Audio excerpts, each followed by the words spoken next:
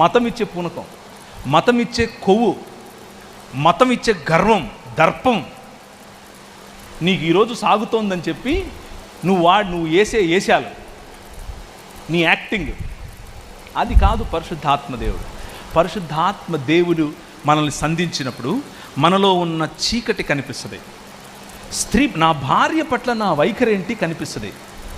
ఒక పెద్ద ఆయన, నాకు మెంటర్ లాంటి ఆయన ఈ మాట చెప్పాడు, ప్రవీణ్ ఒక మాట గుర్తుపెట్టుకో, నీ గురించి ఎవరైనా సర్టిఫికేట్ ఇవ్వాలంటే నువ్వు మంచోడివని, నువ్వు గొప్పోడివని, నువ్వు ప్రేమ గలవాడివని, ఏదైనా సరే ఒక మాట చెప్పాలి అని అంటే ఇద్దరికి నీ మీద అధికారం ఉంది, దేవుడు కాకుండా ఇద్దరికి.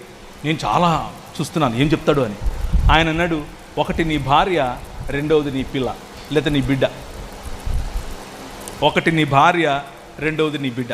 పరిశుద్ధాత్ముని యొక్క అభిషేకము కలిగిన నీవు, పరిశుద్ధాత్ముని అభిషేకం కలిగి ఉన్నాను అని చెప్పుకుంటున్న నీవు బయటికి వెళ్ళి గొప్ప గొప్ప కార్యాలు చేస్తాను, కరోనాను తొక్కేస్తాను, బ్యాక్టీరియాని నమిలేస్తాను, రోగాన్ని చింపేస్తాను, ఎయిడ్స్ నేను ఉష్ అంటే వెళ్ళిపోద్ది, ఇలాంటి చెప్పే నీవు నీ భార్య దగ్గరికి వచ్చినప్పుడు నీ ప్రవర్తన, నీ భార్య దగ్గరికి వచ్చినప్పుడు నీ వైఖరి, నీ పిల్లల ముందు నీ వైఖరి వాళ్ళు క్లియర్గా చూస్తారు, పారదర్శకంగా.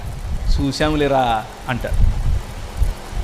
చూసాములే పోయ్, ఎన్ని డ్రామాలు ఎత్తావు వెంటనే.